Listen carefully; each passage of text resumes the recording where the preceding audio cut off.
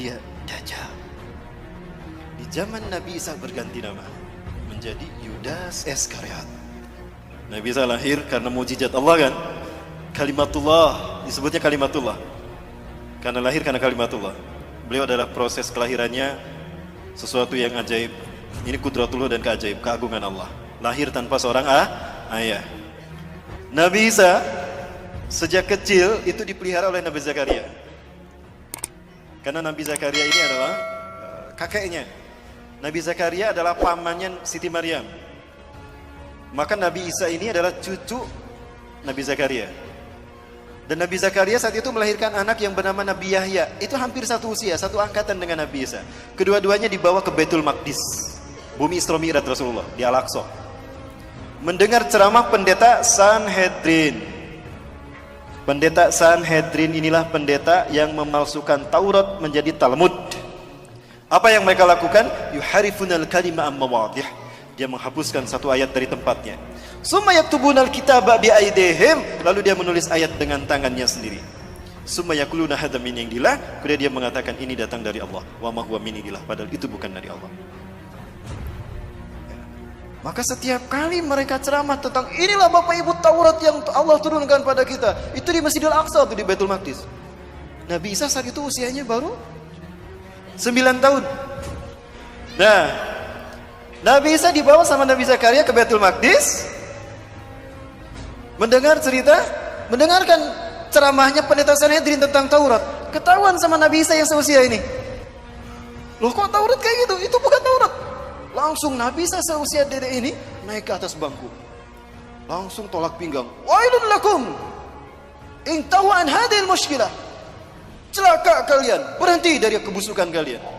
Innakum tuharifuna al-kalima amma wadih. Kalian telah merubah satu ayat dari tempatnya. Itu ayat kalian sendiri yang ngarang. Taurat demi Allah, bukan demikian. Aku Isa bin Maryam, Nabi dan Rasul Allah. Allah mewahyukan kepadaku bukan hanya Injil tapi juga Taurat. Taurat yang kalian maksudkan harusnya begini, bla bla bla bla bla.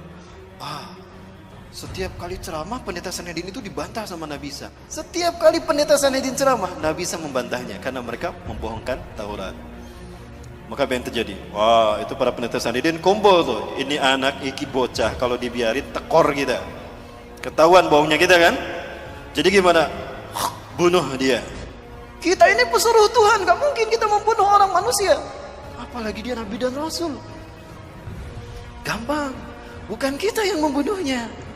Kan kita sudah terbiasa mengarang cerita. Bikin aja cerita. Cerita apa? Cerita Tuhan bingung. Pernah dengar doktrin Tuhan bingung? Dari sinilah lahirnya keyakinan agama Kristen hari ini. Dikarang cerita Tuhan bingung, disebarkan kepada manusia, maka jadi agama sekarang. Kenapa Tuhan bingung? Bingung mikirin Nabi Adam. Udah jelas jangan dipetik tuh buah pohon kayu, dipetik sama Siti Hawa kan? Lalu dimakan. Tuhan marah saat itu. Tuhan murka ketika Tuhan akan menghukum Adam. Aduh, kasihan Adam. Adam tuh manusia. Jangankan Adam, alam semesta aku sentil hancur, apalagi Adam. Maka bingung Tuhan. Kok Tuhan bingung? Inilah jahatnya, inilah sesatnya mereka. Akhirnya Tuhan menemukan ide. Eureka, kata Tuhan. Aku ini kan Tuhan. Tuhan immortal, tidak mati. Kalau gitu aku saja yang dihukum. Bapak Ibu, saya sedang menceritakan satu mata ini. Dan ini Dajjal.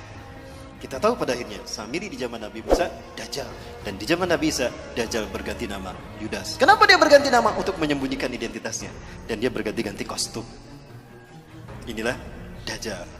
Lalu kapan nanti Dajjal muncul? Saya sampaikan untuk masa kita ya Bapak Ibu sekalian. Hanya Allah yang tahu. Rasulullah memberikan ciri-cirinya. Nah, ciri-ciri itu yang akan kita bahas tuntas.